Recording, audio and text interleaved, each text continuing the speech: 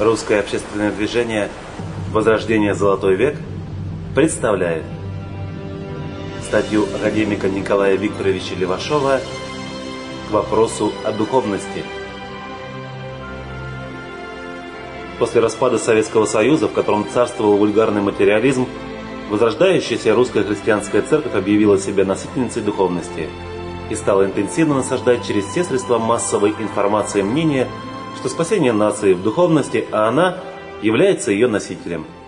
И при этом церковь обвиняла в нравственном разложении именно последствия вульгарного атеизма советских времен. В чем-то церковники, конечно, правы, и в первую очередь в том, что созданная после революции новая религия, которую назвали коммунизмом, обещала людям равенство и братство, справедливость, реки молочные с кисельными берегами не после смерти, а при жизни. Только сначала надо было уничтожить врагов, которые не хотели построения рая коммунизма на земле, потом надо было восстанавливать разрушенное хозяйство и опять уничтожать врагов народа, а потом Вторая мировая война и восстановление экономики после нее, потом Холодная война, и, наконец, Никита Хрущев объявил, что еще современное ему поколение будет жить при коммунизме. Миллионы людей верили в возможность построения коммунистического рая на земле и затягивали свои пояса, работали добровольно по 15-16 часов в день, чтобы хотя бы их дети жили в коммунистическом раю.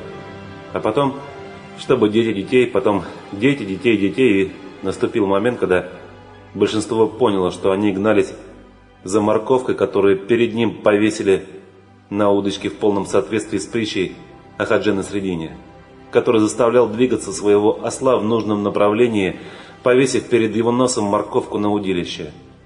Потом большинство, строившее коммунизм, поняло, что оно таки его построило только не для себя, а для слуг народа, которые и жили при коммунизме.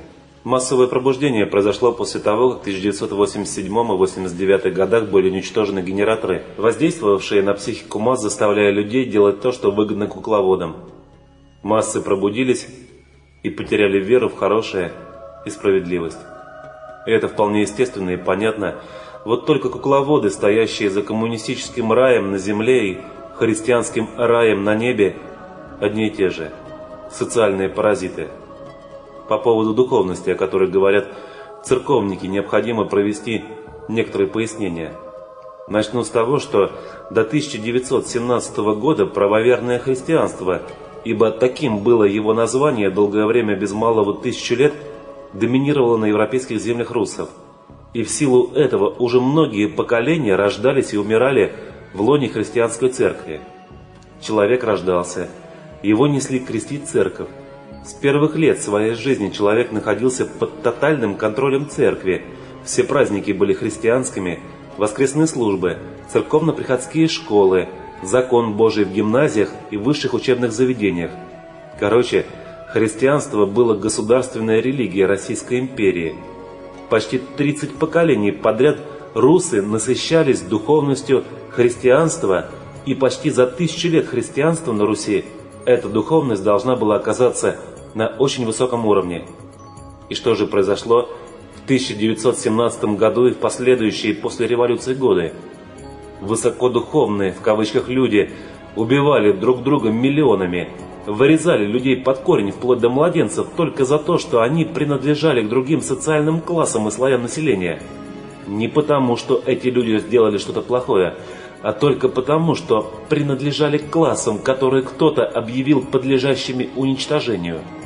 И те, кто отдавал такие приказы, не были ни русскими по национальностями, ни христианами по своей религии, а религией у них был золотой телец, суть Торы, и уничтожался руками высокодуховных людей, выпистыванных на христианских ценностях, цвет нации русов. И пусть приказы на уничтожение отдавали люди, ненавидевшие русский народ, но выполняли эти приказы в основном русские люди, уничтожали своих собственных братьев, сестер, отцов, матерей, и не только по своей нации, но и по своей крови. Убивали и тех, кто делал им зло, и тех, кто делал только добро. Убивали, насиловали, грабили, и делали это высокодуховные люди, на протяжении многих поколений впитывавшие в себя христианскую духовность. Здесь стоит немного вспомнить о том, что же это за духовность. А навязываемая церковью духовность есть не что иное, как рабская покорность судьбе, смиренное принятие ниспосланного свыше и так далее. И слыша каждый день слова «ты раб», люди стали рабами в душе. И именно рабы в душе вытворяли все эти бесчинства, убивали, грабили, насиловали. Куда же подевалась христианская духовность в одночасье? Да она никуда не девалась, ее просто не было. А были духовно сломленные люди, которых именно в церкви убивали все человеческое, внушая «ты раб, ты раб». Ведь только рабы в душе, услышав обещание получить рай на земле, готовы были убивать других ни в чем не повинных людей.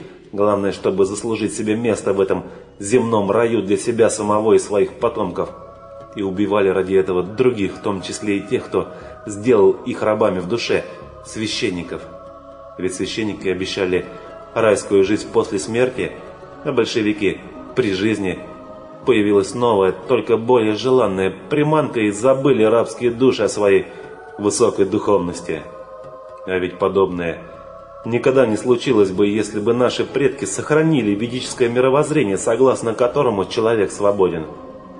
Когда уважать надо того, кто достоин уважения. Помогать нужно тому, кто достоин помощи. А любить надо того, кто достоин любви и так далее. Духовность не в том, чтобы оставить в церкви все службы. Истово молиться денно и ношно, строго блюсти посты и каяться в своих существующих и выдуманных грехах. Духовность не в том, чтобы замуровать себя живьем в келье и молиться, молиться, молиться. Духовность не в том, чтобы уйти в глухое место и там тоже молиться, молиться, молиться, ничего не делая. Все это бесполезно и никому ничего не дает, кроме того, что человек бессмысленно проживает свою жизнь, убивая в себе человека, своим фанатизмом выжигая в себе все человеческое. А ведь именно на это толкают церковники наиболее активных людей, сильных людей наций, заставляя идти по ложному пути в поисках духовности и смысла жизни. Сколько таких людей почем зря погубили свои жизни, проведя их в молитвах вместо того, чтобы свою энергию направить на созидание, на борьбу с несправедливостью. И проявление высокой духовности не состоит в том, чтобы отрубить себе большой палец левой руки топором, дабы не поддаться плотскому искушению. Все это подмена понятий. Духовному человеку не надо рубить себе пальцы, чтобы не поддаться плоскому искушению. Духовный человек просто не будет реагировать на похоть. Ведь подобная реакция говорит о доминировании инстинктов над сознанием, чего не может быть при наличии духовности, тем более высокой. И не потому, что духовному человеку ничего такого не надо, а потому, что у духовного человека не может быть никакой реакции на похоть самки. У духовного человека могут быть чувства любви к одной единственной женщине. Духовный человек ставит интересы других, интересы нации превыше своих собственных и даже выше ценностей своей собственной жизни, и при этом не ожидает благодарности за это. Духовный человек не ищет личной выгоды, не жалеет себя ради интересов своего народа. Его нельзя запугать, купить, заставить его сделать что-нибудь против совести. Его можно только убить, уничтожить физически, да и то духовный человек не станет на колени в ожидании, когда ему перережет глотку, смиренно сложа руки в молитве, а будет бороться с врагом до последней капли крови, до своего последнего вздоха. Духовный человек посвятит свою жизнь не молитвам Богу, чтобы все попали после смерти в рай, а реальными делами на благо своего народа, на то, чтобы дети были счастливы, а старики сыты и ухожены, чтобы богатела страна, богател народ, богател не только материально, но и духовно, двигаясь к свету через просветление знанием. Люди, несущие духовность, не станут наживать миллиарды на торговле алкоголем и сигаретами, которые погубили столько жизней, принесли столько страданий людям, разрушили столько семей, стольких детей оставили сиротами и толкнули на улицу. Люди, несущие духовность, не станут скармливать свиньям пасхи, которые старушки пекли своими собственными руками, а потом стояли всю ночь, слушая пасхальную службу, чтобы потом вручить свою пасху батюшке. Все это не духовность, а только видимость духовности. И относится это не только к правоверному христианству, но и ко всем другим религиям, которые создали социальные паразиты, чтобы манипулировать сознанием масс. Не несут духовности и восточные гуру разного разлива, потому что сколько ни медитируй, мир не станет лучше. Любой вид медитации – это только разновидность молитвы, так как запускает одни и те же механизмы и в принципе служит одним и тем же целям – увести людей от реальных действий, которые действительно могут изменить мир к лучшему. Действий, от которых человек становится лучше, капля по капле выдавливая из себя раба и животное. Николай Левашов, 5 февраля 2009 года. Уважаемые слушатели, вы прослушали статью Николая Левашова к вопросу о духовности. Всего вам доброго.